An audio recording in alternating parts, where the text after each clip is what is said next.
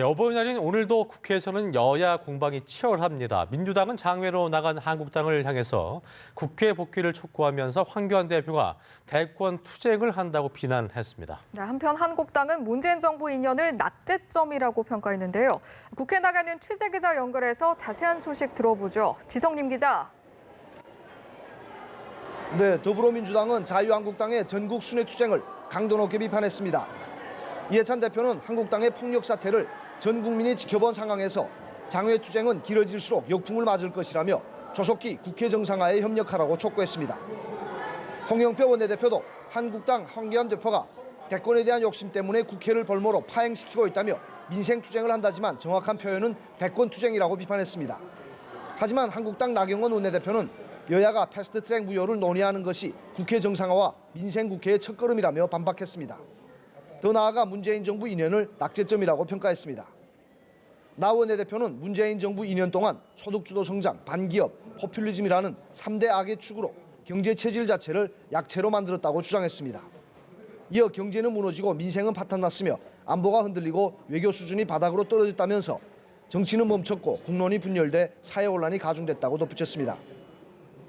한편 황교안 대표는 오늘 거제 김영삼 전 대통령 생가를 시작으로 통영과 창원 등 경남 지역에서 민생투쟁 대장정을 이어가고 있습니다. 더불어민주당이 오늘 새로운 원내대표를 선출하는데 경선을 앞둔 민주당 분위기는 어떻습니까? 네, 민주당은 잠시 뒤인 오후 3시에 의원총회를 열고 20대 국회의 마지막 원내대표를 선출합니다. 3선인 이인영, 노웅래, 김태년 의원이 출사표를 던진 가운데 민주당 의원들이 어느 후보를 선택할지 주목됩니다.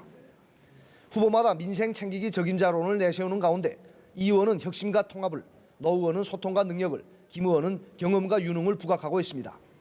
신임 원내대표는 집권 3년 차인 문재인 정부의 국정과제를 원활히 뒷받침하고 당대표와 함께 내년 총선의 승리를 이끌어야 하는 중책을 맡게 됩니다.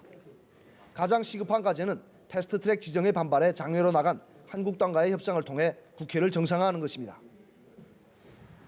그런가 하면 패스트트랙 강행 이후에 지속된 바른미래당의 내용이 절정에 달한 상태인데 오늘 의원총회에서 김관영 원내대표의 거취를 논의한다고 하죠. 네, 바른미래당은 오후 2시부터 비공개 의원총회를 진행 중입니다. 오늘 의총은 어제 바른정당 출신 의원 8명과 국민의당 출신 7명 등 의원 15명이 의총 소집 요구서를 제출하면서 열리게 됐습니다. 이들은 패스트트랙 지정 과정에서 국회 사개특위의 오신환, 권은희 의원 사보임 강행 등을 문제 삼으며 김관영 원내대표가 정치적 책임을 지고 사퇴할 것을 요구하고 있습니다. 하지만 김 원내대표를 비롯한 당 지도부는 이들의 요구를 당권 확보를 위한 해당 행위로 규정하고 퇴진 불가 입장을 유지하고 있어 의총에서는 양측의 격렬한 공방이 예상됩니다. 특히 오늘 의총에서는 김 원내대표가 사퇴 조건으로 제시한 민주당 및 한국당과의 합당 불가 선언을 당론으로 채택하는 문제도 논의할 것으로 보입니다.